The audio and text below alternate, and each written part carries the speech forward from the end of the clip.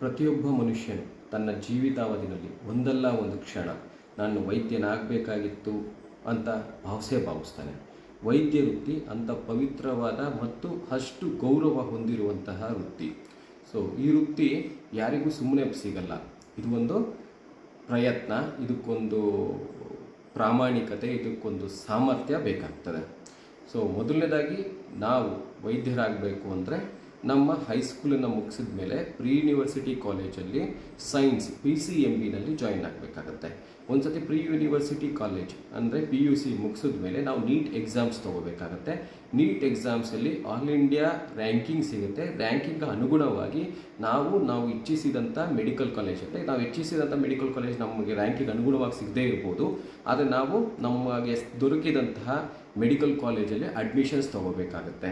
So admissions ತೊಗೋಬೇಕಾದ್ರೂ ಸಮೇತ ಮೊದಲನೇದು ಗೌರ್ಮೆಂಟ್ ಸೀಟ್ ಇರುತ್ತೆ, ಇನ್ನೊಂದು ಪೇಮೆಂಟ್ ಸೀಟ್ ಇರುತ್ತೆ. ಇಲ್ಲ ಅಂತ ಅಂದರೆ ನಾವು ನೀಟ್ ಕ್ವಾಲಿಫೈ ಆಗಿದ್ದೀವಿ, ಆದರೆ ನನಗೆ MBBS ಸೀಟ್ ಸಿಗ್ತಿಲ್ಲ, ನನಗೆ MBBS ಮಾಡಲೇಬೇಕು ಅಂತಾಗ ಮ್ಯಾನೇಜ್ಮೆಂಟ್ ಕೋಟಾದಡಿ ನಾವು ಮ್ಯಾನೇಜ್ಮೆಂಟ್ ಸೀಟ್ ತೊಗೋಬೇಕಾಗತ್ತೆ. ಸೊ ಆ್ಯಸ್ ಆಫ್ ನೌ ಒಂದೇ ಎಕ್ಸಾಮ್ ಇದೆ, ನೀಟ್ ಎಂಟ್ರೆನ್ಸ್. ಸೊ ಇದಾದಮೇಲೆ ನೀವು MBBS ಜಾಯಿನ್ ಆದಮೇಲೆ ಮೊದಲನೇ ವರ್ಷ 3 ನಿಮಗೆ ಪಠ್ಯ ಪುಸ್ತಕಗಳಿರ್ತವೆ, ಪಠ್ಯದ ರಚನೆ ಇರ್ತದೆ. ಮೊದಲನೇದು ಅಂಗರಚನಾಶಾಸ್ತ್ರ ಅನಾಟಮಿ, ಎರಡನೇದು ಶರೀರ ಕ್ರಿಯಾಶಾಸ್ತ್ರ ಫಿಸಿಯಾಲಜಿ, ಮೂರನೇದು ಜೀವರಸಾಯನಶಾಸ್ತ್ರ ಬಯೋಕೆಮಿಸ್ಟ್ರಿ. ಸೊ ಅಂಗರಚನಾಶಾಸ್ತ್ರದಲ್ಲಿ ನೀವು ಅನಾಟಮಿನಲ್ಲಿ ದಿನದ ಬೆಳಿಗ್ಗೆ 8 ಗಂಟೆಯಿಂದ 9 ಗಂಟೆ ತನಕ ಒಂದು ಕ್ಲಾಸ್ ಆದಮೇಲೆ 9 ರಿಂದ 12 ಅಥವಾ 1 ಗಂಟೆ ತನಕ ನಮ್ಮ ದೇಹದ ವಿವಿಧ ಭಾಗಗಳ ಒಂದು ಸತ್ಯಶವವನ್ನು ಕೊಯ್ದು ಅದನ್ನು ಕನ್ನಿಂಗ್ ಗ್ಯಾಮ್ಸ್ ಅನ್ನೋ ಒಂದು ಬುಕ್ಕಿನ ಮಾರ್ಗದರ್ಶನದ ಅಡಿ ನಾವು ಅನಾಟಮಿ ದೇಹದ ರಚನೆಯನ್ನು ತಿಳ್ಕೊಂಡು ಹೋಗ್ತೀವಿ. ಅದಾದ ಮೇಲೆ ಮಧ್ಯಾಹ್ನದ ಹೊತ್ತು ಶರೀರ ಕ್ರಿಯಾಶಾಸ್ತ್ರ ಅಥವಾ ಜೀವರಸಾಯನಶಾಸ್ತ್ರದ ಪ್ರಾಕ್ಟಿಕಲ್ಸ್ ಇರ್ತವೆ. ಸೊ ಶರೀರ ಕ್ರಿಯಾಶಾಸ್ತ್ರನೇ ನಮ್ಮ ದೇಹ ಯಾವ ರೀತಿ ವರ್ತಿಸ್ತದೆ ಅಂತ ಹೇಳ್ಬಿಟ್ಟು, ಯಾವ ಥರ ಕ್ರಿಯೆ ಮಾಡುತ್ತೆ ಅನ್ನೋದನ್ನು ತಿಳ್ಕೊಂತೀವಿ. ಜೀವರಸಾಯನಶಾಸ್ತ್ರದಲ್ಲಿ ಆಹಾರ ಅಂದ್ರೇನು, ಎನ್ಸೈಮ್ಸು, ನಮ್ಮ ದೇಹ ರಾಸಾಯನಿಕವಾಗಿ ಯಾವ ಥರ ವರ್ತಿಸ್ತದೆ ಅನ್ನೋದನ್ನ ಕಲಿತೀವಿ. ಇದು 1 ವರ್ಷದ ಕೋರ್ಸ್ ಇರುತ್ತೆ. 3 ತಿಂಗಳಿಗೊಂದು ಇಂಟರ್ನಲ್ಸ್ ಇರುತ್ತೆ. ಕನಿಷ್ಠ 2 ಇಂಟರ್ನಲ್ಸ್ ನಾವು ಕ್ಲಿಯರ್ ಮಾಡ್ಕೊಂಡಾದ್ಮೇಲೆ, ಕ್ಲಿಯರ್ ಆಗಿದೆ ಅಂತ ಕನ್ಫರ್ಮ್ ಆದಮೇಲೆ ನಮಗೆ ಫೈನಲ್ ಎಕ್ಸಾಮ್ಸ್ ಕೊಡ್ತಾರೆ. ನಾವು ಫೈನಲ್ ಎಕ್ಸಾಮ್ಸ್ನ 50%ಕ್ಕೂ ಹೆಚ್ಚು ಮಾರ್ಕನ್ನು ತೆಗಿಬೇಕು. ತೆಗೆದ್ರೆ ನಾವು ಮೊದಲನೇ ಹಂತದ MBBS ನಾವು ತೇರ್ಗಡೆ ಹೊಂದ್ತೀವಿ. ಎರಡನೇ ಹಂತದ MBBS ಅಲ್ಲಿ ನಾವು ಬೇಸಿಕಲಿ 4 ಇಂಪಾರ್ಟೆಂಟ್ ಸಬ್ಜೆಕ್ಟ್ಗಳನ್ನ ಕಲಿತೀವಿ. ಮೊದಲನೇದು ಪೆಥಾಲಜಿ ಅಂದರೆ ರೋಗ ವಿಜ್ಞಾನ. ಕಾಯಿಲೆ ಅಂದ್ರೇನು, ಕಾಯಿಲೆ ಯಾವ್ಯಾವ ಥರ ಬರುತ್ತೆ, ಕಾಯಿಲೆಗಳಿಗೆ ಕಾರಣಗಳೇನು, ಕಾಯಿಲೆ ಆದಾಗ ದೇಹ ಮೈಕ್ರೋಸ್ಕೋಪ್ ನಡಿ ನೋಡಿದಾಗ ಯಾವ ಥರ ಕಾಣುತ್ತೆ, ಕಾಯಿಲೆನ ಯಾವ ಥರ ಕಂಡುಹಿಡಿಯೋದು, ಈ ಥರದಲ್ಲಿ ಒಂದು ರೋಗಶಾಸ್ತ್ರ ಅಂದರೆ ಪೆಥಾಲಜಿ. ಆಮೇಲೆ ಸೂಕ್ಷ್ಮ ಜೀವ ವಿಜ್ಞಾನ ಅಂದರೆ ಮೈಕ್ರೋಬಯಾಲಜಿ.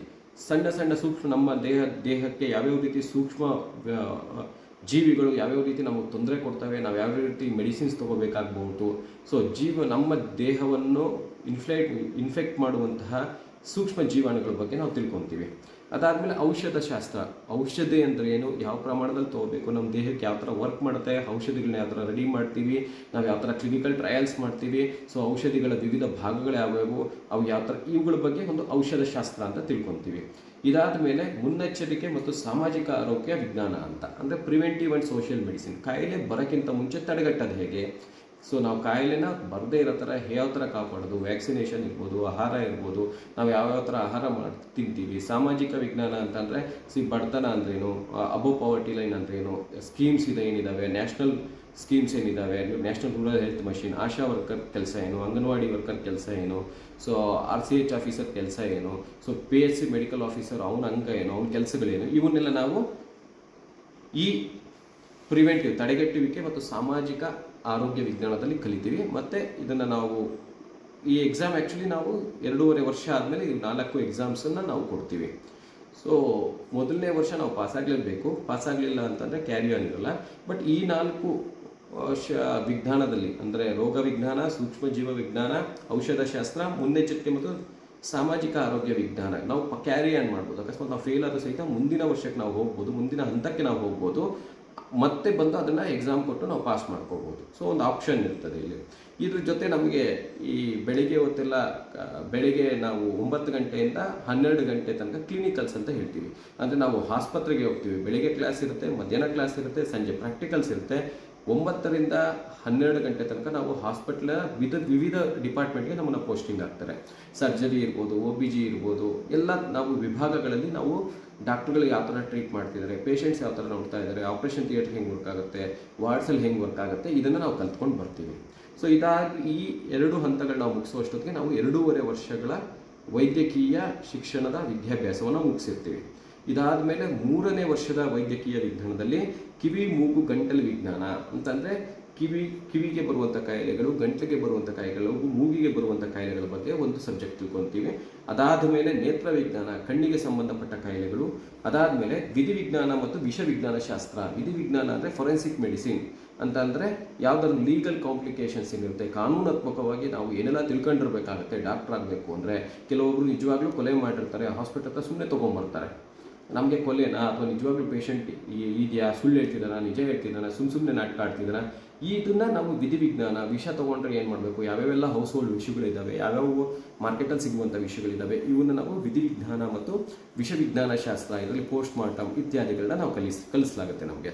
ಸೊ ಇಲ್ಲೂ ಸಹಿತ ನಾವು ಬೆಳಗ್ಗೆ 8ರಿಂದ 9 ಕ್ಲಾಸ್ ಇರುತ್ತೆ, 9ರಿಂದ 12 ಪೋಸ್ಟಿಂಗ್ ಇರ್ತದೆ, ಮಧ್ಯಾಹ್ನ 12ರಿಂದ 1 ಮತ್ತೆ ಕ್ಲಾಸ್ ಇರುತ್ತೆ, ಮತ್ತು 2ರಿಂದ 4 ತನಕ ನಮಗೆ ಪ್ರಾಕ್ಟಿಕಲ್ಸ್ ಇರ್ತದೆ.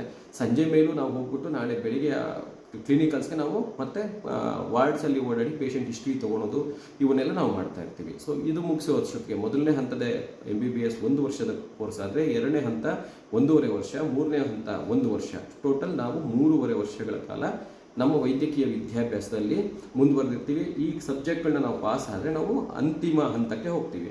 ಅಂತಿಮ ಹಂತದಲ್ಲಿ ನಾವೇನಾಗುತ್ತೆ, 4 ಇಂಪಾರ್ಟೆಂಟ್ ಸಬ್ಜೆಕ್ಟ್ ಇರ್ತವೆ. ಮೊದಲನೇದು ಸಾಮಾನ್ಯ ಔಷಧ ಮತ್ತು ಸಂಬಂಧಿತ ಆರೋಗ್ಯ ವಿಜ್ಞಾನ ಅಂತ ಹೇಳ್ತೀವಿ.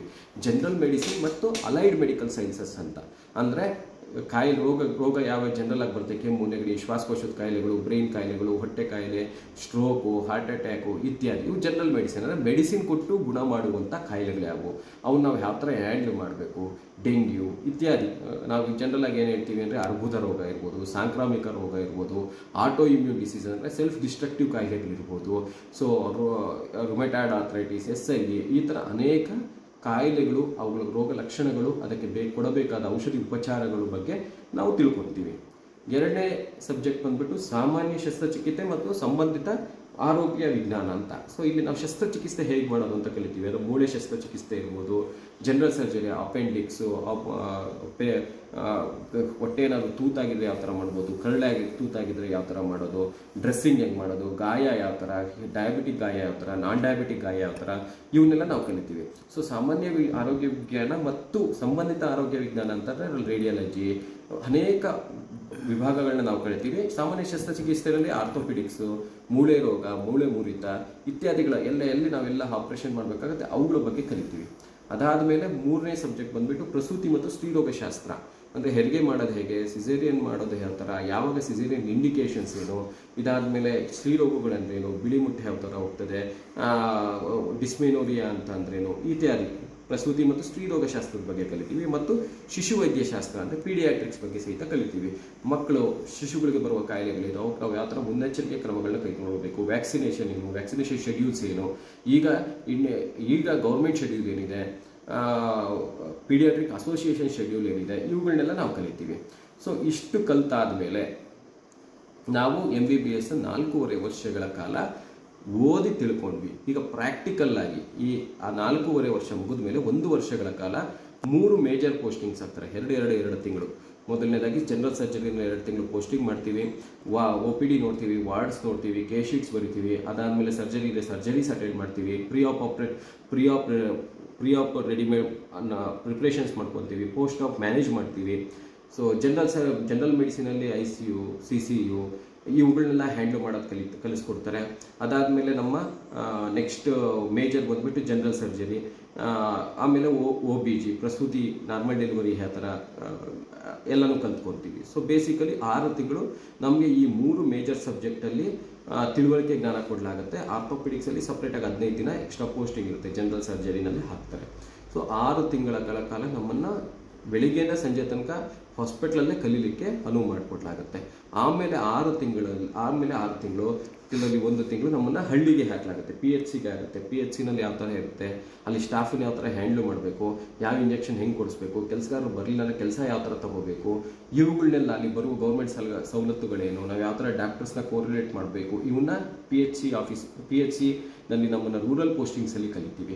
ಇದಾದಮೇಲೆ ಮೈನರ್ ಪೋಸ್ಟಿಂಗ್ಸ್ ನಮ್ಮ ಆಯ್ಕೆಗೆ ಅನುಗುಣವಾಗಿರ್ತವೆ. ಸ್ಕಿನ್ ತೊಗೋಬೋದು, ನಮ್ಗೆ ಯಾವ ಆಯ್ಕೆ ಬೇಕು, ನಾವು ಚರ್ಮದ ಕಾಯಿಲೆ ಬಗ್ಗೆ ಕಲಿಬೇಕಾ ಚರ್ಮ ತೊಗೋಬೋದು, ರೇಡಿಯಾಲಜಿ ಕಲಿಬೇಕಾ ರೇಡಿಯಾಲಜಿ ತೊಗೋಬೋದು. ಸೊ ಈ ಥರ ಮೈನರ್ ಪೋಸ್ಟಿಂಗ್ಸ್ 15 ದಿನಗಳ ಕಾಲ. ಸೈಕಿಯಾಟ್ರಿ ಇರ್ಬೋದು, ಈ ಥರ ವಿವಿಧ ಸಣ್ಣ ಡಿಪಾರ್ಟ್ಮೆಂಟ್ಸಲ್ಲಿ ರೇಡಿಯಾಲಜಿ, ಸೈಕಿಯಾಟ್ರಿ, ಆಫ್ಥಾಲ್ಮಾಲಜಿ, ಈ ಥರ ENT ಇತ್ಯಾದಿ ಸಣ್ಣ ಪೋಸ್ಟಿಂಗ್ಗಳನ್ನ ನಮ್ಗೆ ಹಾಕಲಾಗ್ತದೆ. ಸೊ ಈ ರೀತಿ 5.5 ವರ್ಷಗಳ, ಒಂದು ಸತಿ ನಾವು ಇದನ್ನು ಹೌಸ್ಮೇನ್ಶಿಪ್ ಅಂತ ಹೇಳ್ತೀವಿ. ಸೊ ಈ 5.5 ವರ್ಷಗಳ ನಾವು ಕಂಪ್ಲೀಟ್ ಮಾಡಿದಾಗ ನಮಗೆ MBBS, bachelor of medicine, bachelor of surgery ಡಿಗ್ರಿಯನ್ನು ಅವಾರ್ಡ್ ಮಾಡಲಾಗುತ್ತೆ.